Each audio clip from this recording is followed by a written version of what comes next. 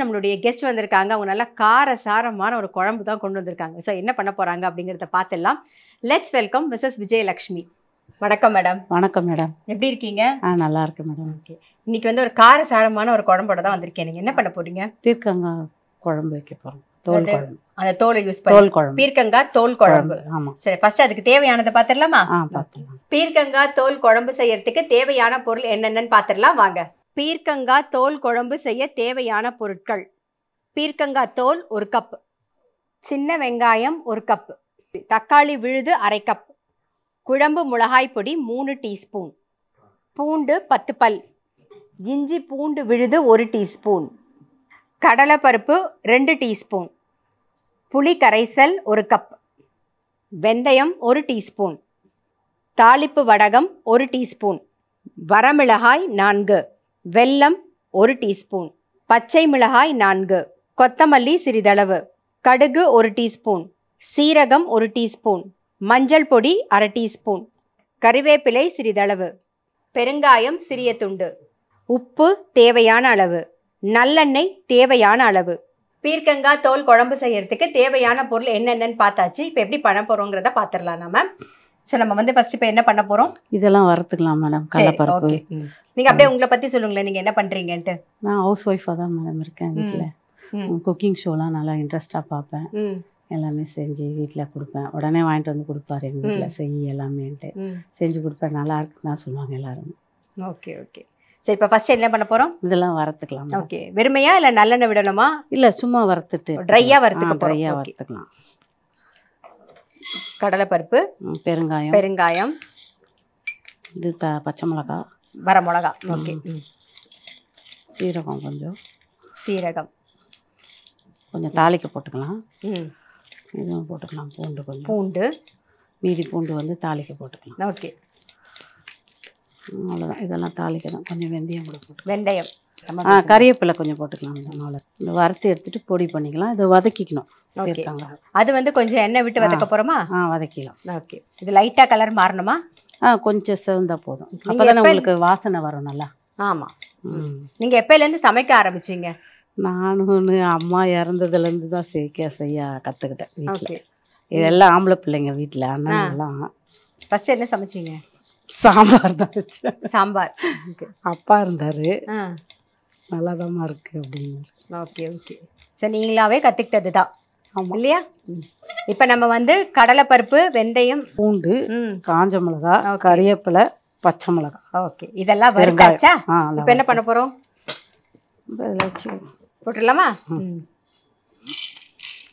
Very good, super. இப்போ என்ன பண்ண போகிறோம் சொல்லுங்க. இப்போ எண்ணெய் கொஞ்சம் விட்டு பீர்க்கங்காய் வதக்கிக்கலாம்.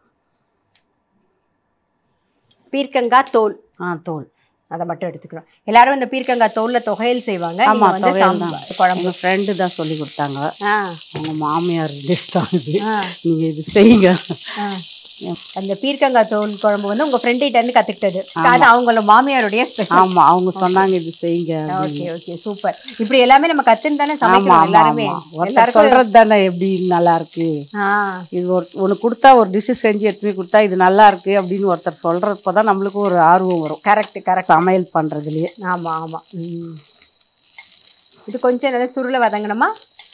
கொஞ்சம் வதங்கினா தானே நல்லா இருக்கும். ஆமாம், நம்ம தொகையில் அரைக்கிறதுக்கே நல்லா வதக்கணும்ல.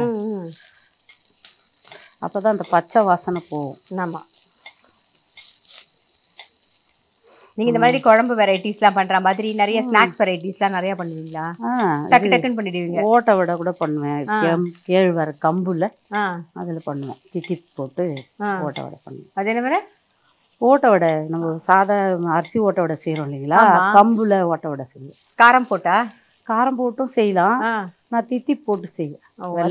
வெல்லம் போட்டு வெள்ளத்தை கவுதிக்க வச்சு மாவுல ஊற்றிட்டு அப்படியே பிசைஞ்சு தட்டி அப்படியே தட்டி தட்டி பொரிச்சு எடுத்துடுறது தானா? ஸ்நாக்ஸ் வீட்டில் வேற எதுவும் இல்லைன்னா அதை தான் செஞ்சு வச்சிருவேன்.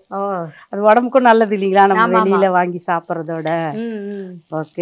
கேழ்வர அடகு, கம்பு அடகு, சிறுதானியம் தான் நிறைய எல்லாமே செய்வேன் நான் வீட்டில். சரி சரி, ஓகே ஓகே. நீங்க பண்றதுல உங்க வீட்டுக்காருக்கு என்ன ரொம்ப பிடிக்கும்? அவருக்கு எல்லாமே ரொம்ப பிடிக்கிறது பொங்கல். பொங்கல். அவர் என்ன பொங்கல், நான் பொங்கல் மூஞ்சிடுவேன், அவர் என்ன காஞ்சி மூஞ்சிடுவார். பொங்கல்னா வெண்பொங்கலா இல்ல சக்கரை பொங்கலா? வெண்பொங்கல் தான். வெண்பொங்கல் தான். வீட்டில் டிஃபன் என்ன செய்யட்டும் அப்படின்னு கேட்டா பொங்கல் தான். அதுல ஏதாவது ஸ்பெஷல் இருக்கா? ஏன்னா ஒவ்வொருத்தர் ஒவ்வொரு மாதிரி பண்ணுவாங்கல்ல. எல்லாமே அது பொங்கல் எப்படி செய்யறோமோ அதே மாதிரி தான் செய்வேன். முந்திரி பருப்பு எல்லாமே போட்டு நல்லா தான் செய்வேன். அதுதான் அவருக்கு பிடிக்கும். Okay okay. சண்டே ஆனால் என்ன செய்யறது, லேட்டாக எழுந்திரி போடலைங்களா சண்டேல, அன்னைக்கு என்ன டிஃபன் செய்யறதுன்னு கேட்டால் அதுதான் வாயில் வரும் அவருக்கு. அது ரொம்ப ஈஸி. இந்த மாதிரி ஒரு பீர்க்கங்காய் வாங்கிட்டோம்னா இந்த பீர்க்கங்காய் தோல்ல வந்து நம்ம தொகையில ஒரு குழம்பு பண்ணிட்டு அந்த பீர்க்கங்காய் இருக்குல்ல அதை கட் பண்ணி ஒரு காய் பண்ணிட்டோம்னா கூட போதும் இல்ல. தொட்டு சாப்பிடுறதுக்கு கடலைப்பருப்பு கூட்டு பண்ணிட்டா 2 விதமாவும் பண்ணலாம்.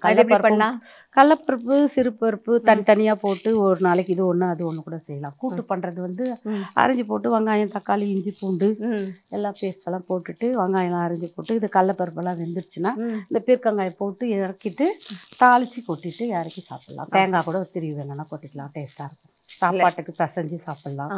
காரக்குழம்பு இது மாதிரிலாம் வச்சுட்டு அது தொட்டு சாப்பிடலாம், நல்லாயிருக்கும்.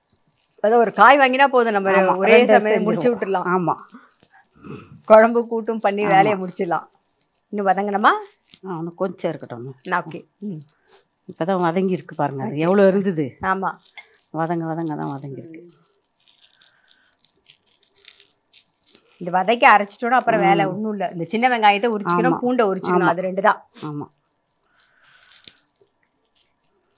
இதில் நம்ம வந்து தக்காளியும் சேர்க்குறோம், புளியும் சேர்க்கணும். புளியும் சேர்க்கணும், அப்போ தானே காரக்குழம்புக்கு நல்லா இருக்கும். இப்போ வதங்கிடுச்சா? வதங்கிடுச்சுங்க. இதை இதோட சேர்த்து அரைக்க போகிறோமா இல்லை எப்படி அரைக்க போகிறோம்? அது பவுடர் பண்ணிவிட்டு அதுக்கப்புறம் இதை அரைக்கலாம். பீர்க்கங்காய் தோலை வந்து வதக்கி தனியாக எடுத்து வச்சாச்சு. இந்த பக்கம் நம்ம வந்து கடலைப்பருப்பு பூண்டு அதெல்லாம் வறுத்தோம் இல்லையா, அதுவும் தனியாக இருக்குது. இதெல்லாம் 2த்தையும் ஆறுனதுக்கு அப்புறம் சேர்த்து விழுதா அரைச்சி எடுத்துக்க போகிறோம். என்ன பண்ண போகிறோம்? எண்ணெய் ஊற்றிட்டு நல்லெண்ணெய் விட்டுக்கலாம். நல்லெண்ணெய் நல்லெண்ணெயில் பண்ணாதான் நல்லாயிருக்கும், அதனால நல்லெண்ணெய் விட்டுக்கிறோம். அதே கடாயை ஒரே கடாயில் கடகடன்னு பண்ணி முடிச்சிடலாம். நான் சொன்ன மாதிரி பீர்க்கங்காய் வாங்கினீங்கன்னா அந்த தோலை மட்டும் எடுத்துகிட்டு அந்த காயை வந்து கூட்டை பண்ணிவிட்டு இந்த பீர்க்கங்காய் தோலில் ஒரு குழம்பு பண்ணிட்டீங்கன்னா அன்றைக்கி வேலை முடிஞ்சுது. அந்த குழம்புல பிசைஞ்சு அந்த கூட்டை தொட்டு சாப்பிட்றலாம். கடுகு சீரகம் வெந்தயம் இது போட்டுடலாமா? போட்டுடலாம்.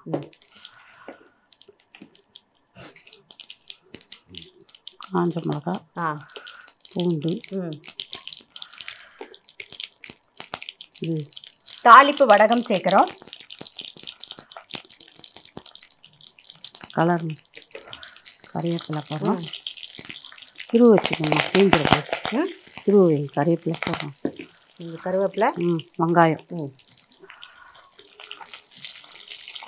இதில் 2 பச்சை மிளகாயும் சேர்க்குறோம். சரி.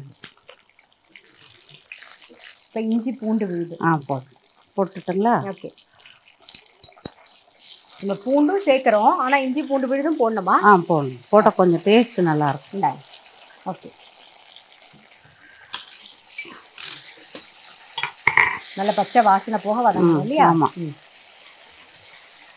இப்போ 2 தக்காளி வந்து பேஸ்ட்டாக அரைச்சி வச்சுருக்கோம், அதை சேர்த்துக்கலாம்.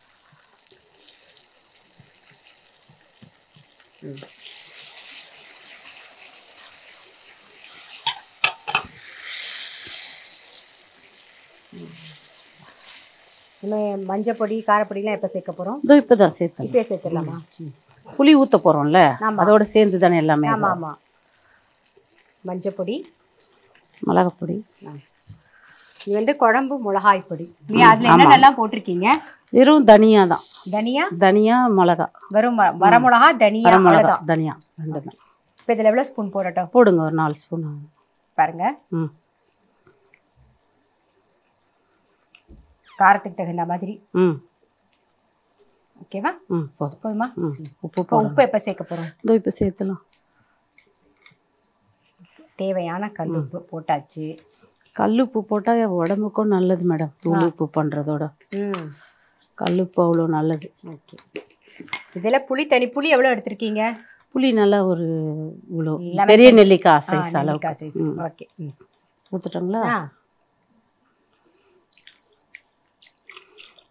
அவ்வளோதான். இல்லை கொஞ்சம் தண்ணி விட்டுக்கலாமா? விட்டுக்கலாம். போதும்ல. இது கொதிக்கணும் இல்லையா? ஆமாம், கொதிக்கணும். இந்த புளியோட பச்சை வாசனை போக நல்லா கொதிக்கணும் இல்லையா? மூடி வச்சிடலாமா?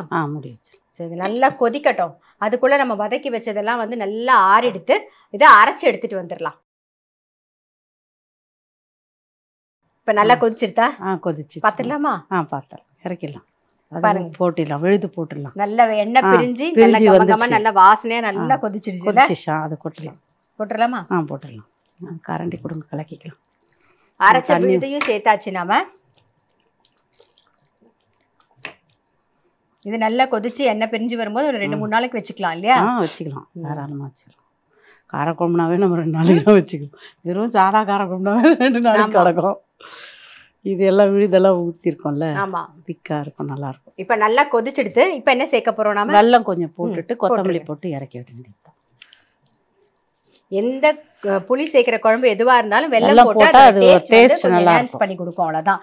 அது தேவை. சில பேருக்கு இஷ்டமாக இருக்கும் அந்த வெல்லம், சில பேருக்கு பிடிக்காது. தேவைப்படுறவங்க போட்டுக்கலாம். மிளகா கொத்தமல்லியை போட்டு இறக்க போகிறோம்.